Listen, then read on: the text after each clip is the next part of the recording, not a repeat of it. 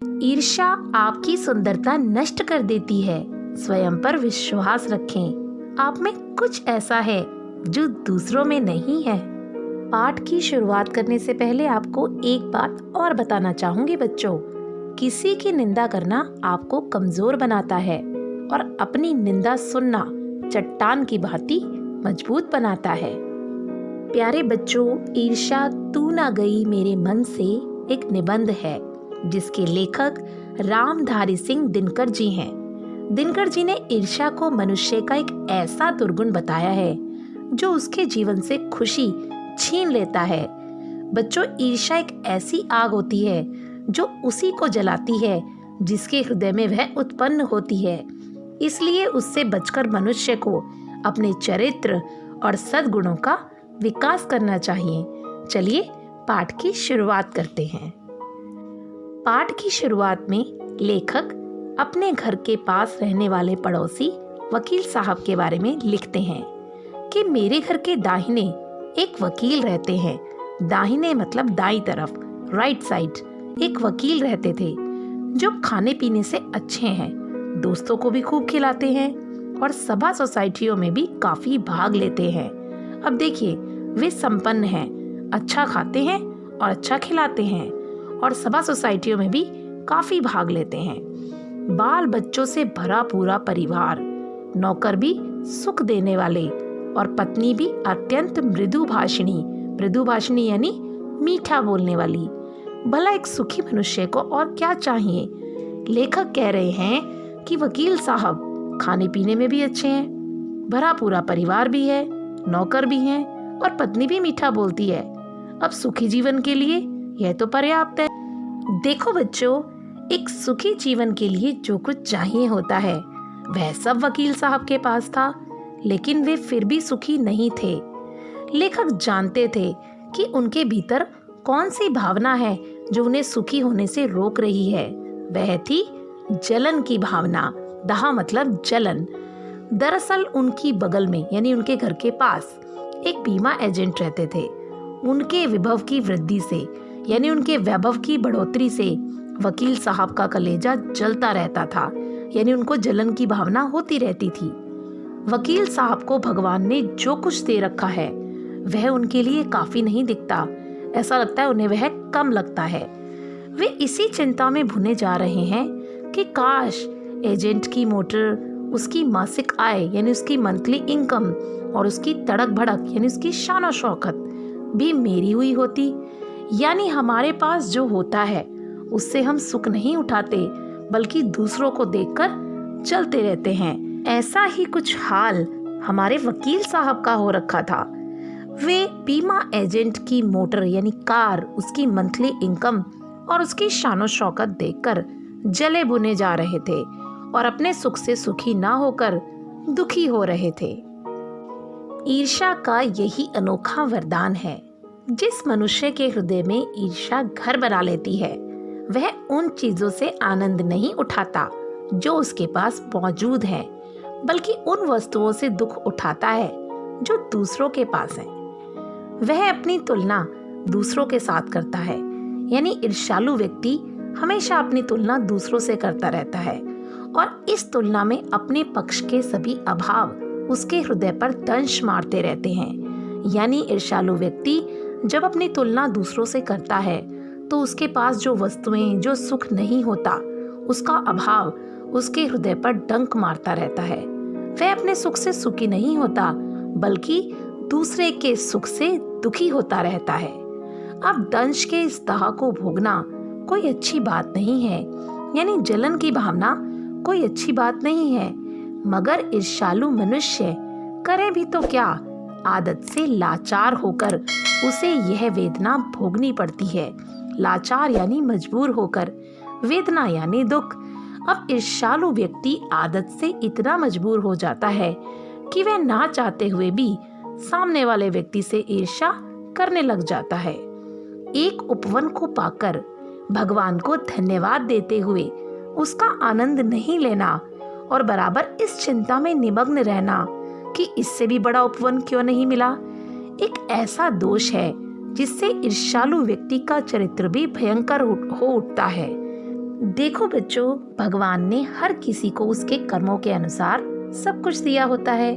अब भगवान ने जो दिया है हमें उसका धन्यवाद करना चाहिए, ना कि फरियाद करनी चाहिए। लेकिन ईर्ष्यालु व्यक्ति जो मिला है उसका सुख नहीं उठाता, बल्कि उसके पास जो नहीं है उसके बारे में सोच सोचकर परेशान होता रहता है।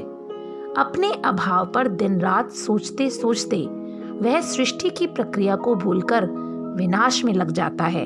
अब देखो बच्चों, ईर्ष्यालु व्यक्ति क्या करता है, अपनी उन्नति के लिए उद्यम यानी मेहनत करना छोड़कर वह दूसरों को हानि पहुंचाने को ही अपना श्रेष्ठ कर्तव्य समझने लगता है। ईर्ष्यालु व्यक्ति अपने उत्थान के लिए प्रयास नहीं करता, बल्कि अपने सारे परिश्रम को वो दूसरों को गिराने में, हानि पहुंचाने में लगा देता है और उसे ही अपना कर्तव्य समझने लग जाता है। ईर्ष्या की बड़ी बेटी का नाम निंदा होता है। जो व्यक्ति ईर्ष्यालु होता है वही व्यक्ति बुरे किस्म का निंदक भी होता है। किस्म यानी तरह। ईर्ष्या की बड़ी बेटी का नाम निंदा है, यानी जो व्यक्ति ईर्ष्यालु होता है वह हमेशा दूसरों की बुराई भी करता है और वही व्यक्ति बुरी तरह का निंदक भी होता है। दूसरों की निंदा करने में उसे बहुत मजा आता है और वह दूसरों की बुराई इसलिए करता है ताकि दूसरे लोग, जनता या मित्रों की आंखों से गिर जाएं और तब जो स्थान रिक्त यानी खाली होगा उस पर अनायास अचानक से ही इन जनाब को बिठा दिया जाएगा। यानी कुछ लोग कोशिश करते हैं कि वह अच्छे व्यक्तियों की बुराई करके खुद अच्छे बन जाएंगे और उन्हें बुरा साबित कर देंगे और लोगों की आंखों में बहुत अच्छे बन जाएंगे, जबकि ऐसा नहीं होता। निंदा करने वाला व्यक्ति स्वयं ही दूसरों की आंखों से गिर जाता है। मगर ऐसा ना आज तक हुआ है और ना ही आगे होगा। दूसरों को गिराने की कोशिश तो अपने को बढ़ाने की कोशिश नहीं कही जा सकती। यानी ऐसा नहीं कहा जा सकता कि आप किसी को गिराकर आगे बढ़ने की कोशिश कर रहे हैं। यह तो बिल्कुल गलत है। एक बात और है कि संसार में कोई भी मनुष्य निंदा से नहीं गिरता। यानी कुछ व्यक्ति ये सोचते हैं कि वह अगर किसी की निंदा करेंगे तो उसको दूसरों की आंखों से गिरा देंगे, समाज में उसका वह स्थान नहीं रहेगा जो है, जबकि ऐसा नहीं होता। उसके पतन का कारण अपने ही भीतर के सद्गुणों का ह्रास होता है। यहाँ पर ईर्ष्यालु व्यक्ति की बात की गई है कि ईर्ष्यालु व्यक्ति के पतन का कारण उसके भीतर ही सद्गुणों की कमी होती है। इसी प्रकार कोई भी मनुष्य दूसरों की निंदा करने से अपनी उन्नति नहीं कर सकता। अगर व्यक्ति यह सोचे कि वह दूसरों की बुराई करके उन्नति कर लेगा तो यह सर्वथा गलत है। उन्नति तो उसकी तभी होगी जब वह अपने चरित्र को निर्मल यानी पवित्र बनाए तथा अपने गुणों का विकास करे। व्यक्ति का उत्थान तभी हो सकता है जब वह अपने चरित्र को निर्मल बनाए और अपने सद्गुणों को विकसित करे। दूसरों की बुराई करने से हमारा चरित्र अपवित्र होता है तथा हमारा मन भी मैला हो जाता है। इसलिए शास्त्रों में भी कहा गया है कि निंदा किसी की भूल कर भी हम किसी से ना करें, क्योंकि हम जिसकी निंदा कर रहे हैं, जिन अवगुणों की हम चर्चा कर रहे हैं, वह अवगुण हमारे अंदर आ जाते हैं। इसलिए हमें भूलकर भी किसी की निंदा नहीं करनी चाहिए।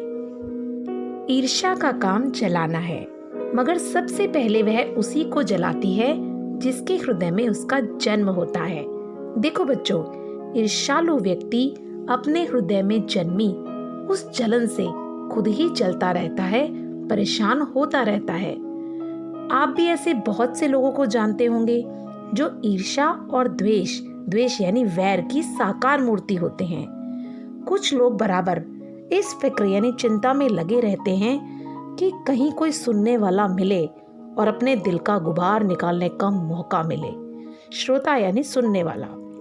श्रोता मिलते ही उनका ग्रामोफोन यानी रिकॉर्ड प्लेयर बजने लगता है और वे बड़ी होशियारी के साथ एक एक कांड इस ढंग से सुनाते हैं मानो विश्व कल्याण को छोड़कर उनका कोई ध्येय यानी लक्ष्य नहीं हो।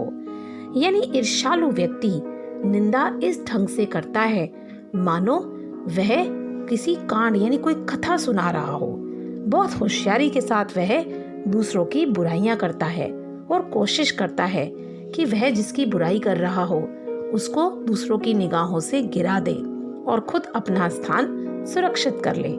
मगर देखिए, जरा उनके अपने इतिहास को भी ध्यान से देखिए और समझने की कोशिश कीजिए कि जब से उन्होंने इस सुकर्म यानी निंदा के कर्म को आरंभ किया है, तब से वे अपने क्षेत्र में आगे बढ़े हैं या पीछे हटे हैं। देखो बच्चों, किसी की बुराई करने से हम आगे नहीं बढ़ते बल्कि पीछे हट जाते हैं। देखो बच्चों, ईर्ष्या करने से, निंदा करने से हमारा उत्थान नहीं होता बल्कि पतन होता है।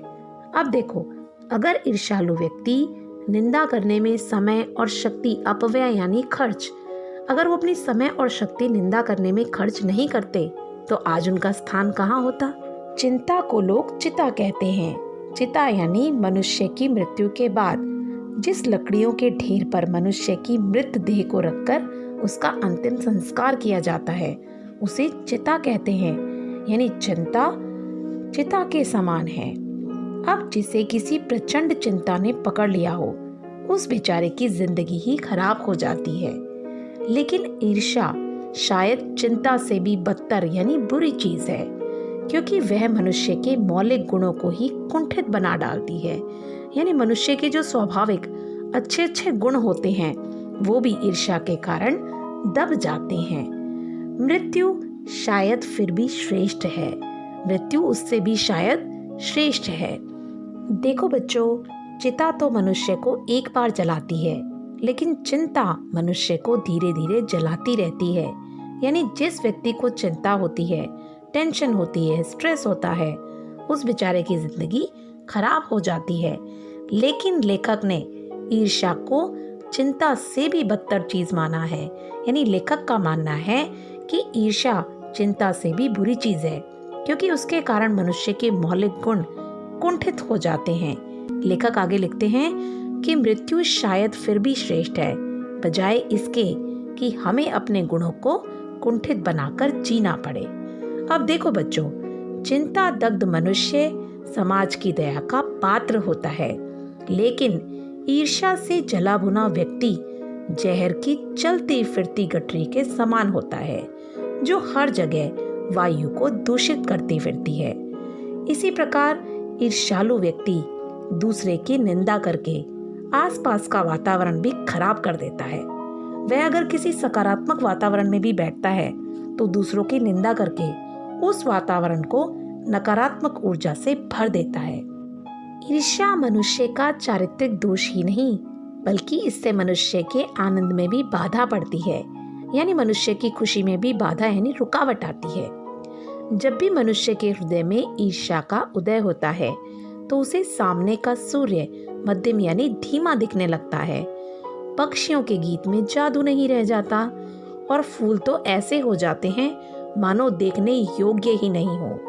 यानी जब मनुष्य के हृदय में ईर्ष्या जन्म ले लेती है, जलन की भावना आ जाती है, तो उसे आसपास का वातावरण भी अच्छा नहीं लगता। सूर्य की चमक भी उसे प्रभावित नहीं करती, पक्षियों का कलरव भी उसे अच्छा नहीं लगता और खिलते हुए फूल भी उसे अच्छे नहीं लगते। यानी जिस व्यक्ति के मन में जलन की भावना आ जाती है, उसे कुछ भी अच्छा नहीं लगता। वह अपने मन में पनपी जलन की भावना से ही परेशान होता रहता है। प्यारे बच्चों, इससे आगे का पाठ समझने के लिए आप इसी पाठ की वीडियो पार्ट 2 जरूर देखें। प्यारे बच्चों, अपने ज्ञान को बढ़ाने के लिए आप इस चैनल को सब्सक्राइब करना ना भूलें और बेल आइकन भी जरूर दबाएं, ताकि आपको आने वाली हर वीडियो का नोटिफिकेशन समय पर मिल जाए। धन्यवाद।